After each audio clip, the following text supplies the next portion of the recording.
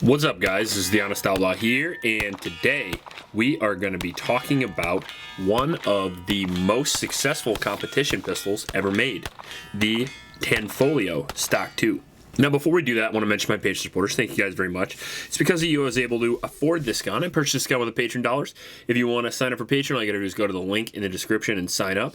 Also in that description is a link to a local shelter in Ames, Iowa, the YSS. I'd appreciate it, especially during the holiday season, if you would go down and help out those kids.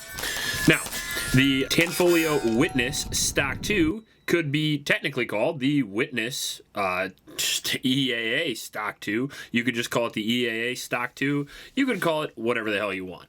It's made in Italy, and then it is imported into Florida via Witness here, or EAA. Honestly, I can barely even keep track these days. But it is essentially a Italian CZ clone. It runs off the exact same system as the CZ75. It is a double single action pistol with a 4.5-inch barrel, long dust cover with no Picatinny rail. This one's in stainless and it looks awful sexy. At least I believe so. It's actually my wife's favorite looking gun I've ever owned. So that is quite a compliment coming from the missus. It actually has black target sights. They are adjustable for elevation and windage. If you go back and watch the first shots, I wish I could go back in time and tell myself that instead of acting like an idiot. For whatever reason, I missed the windage adjustment, but the elevation adjustment works extremely well.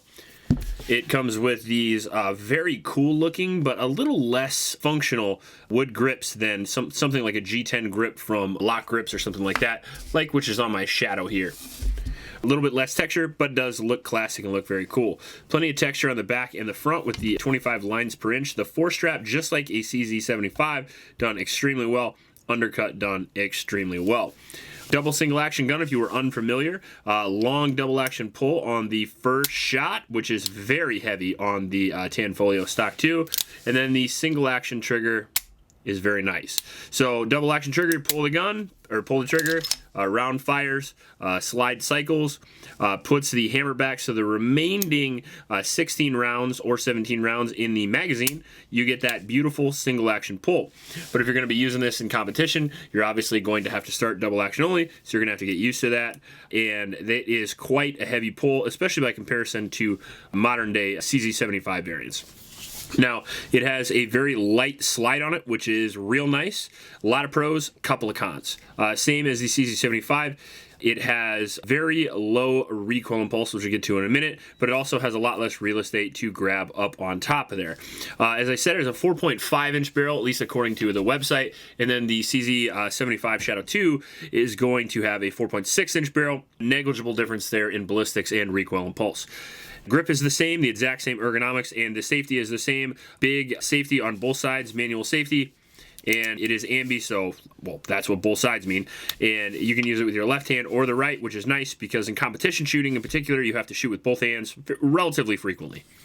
So easy to use, doesn't get in the way, really well done. Tactile, audible, works great. Slide release works great as well, as does the magazine release. Now this is the 17-round mag here that came with the gun, and it only came with one magazine. And one of the things I don't like about this particular 75 variant is that it doesn't use CZ75 mags. So that's a real pain in the ass, especially if you're a guy like me who's got literally 40 of them.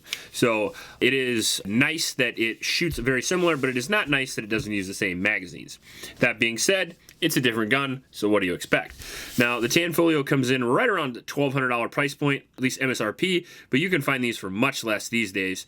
I got mine for somewhere in the area of $900 if memory serves me, although I did buy it over a year ago. Now, we did do 1,000 rounds through this gun, but it did take a little bit, something like 6 months or something like that. We did shoot 115 grain, 147 grain, and then recently I got a whole bunch of 124 grain, and we shot it through that as well. Most of it was Fiocchi, but some of it was Phoenix ammunition, and then some of it was Federal, and then some of it was Magtech. So a variety of ammunition, no defensive ammunition, but I don't expect you're going to be buying this gun for defensive use. But if you did, it would serve you fairly well. I mean, obviously it is a smooth shooting firearm, so under stress it would be very accurate and very fast. However, detriment to that is that it does not have a light rail. That's why I like that a lot of the competition guns today have a Picatinny rail on them, because it just adds a little extra weight out front, which helps with recoil impulse as well. And also then you can just have one gun and you can use it for home defense, which is kind of nice.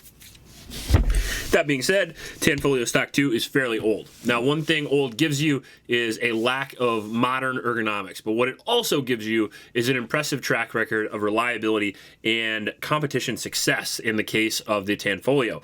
Through guys like Ben Stoeger in Wisconsin, who I believe still uses this gun to this day, this gun has won every major pistol competition that exists in the world, and it probably continues to do so right now. So regardless of what I say about it, it's still obviously a very effective competition gun, but I believe that it has some pros and cons by comparison to a lot of them, especially modern day with like the P320 and the new Shadow series. So with the 1,000 rounds, we had, I think, 1 or 2 failures.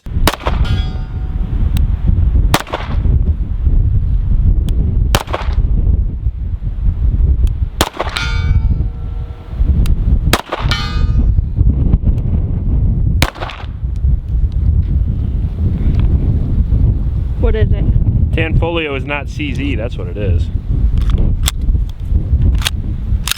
I do remember it, and I do believe it was ammunition related because we were using a batch of ammunition that had malfunctioned on several other guns as well. That being said, 1 bobble in 1,000 rounds, not so bad. All things considering, that's some impressive reliability. Not quite as impressive as the CZs, but it is impressive. It has a beveled magwell here, which made magazine changes extremely easy, and the overall sight picture of the gun made accuracy really easy as well. As you can see there, it's got a big old rear sight on it that is serrated, and then a front sight which is relatively thick, especially for competition use.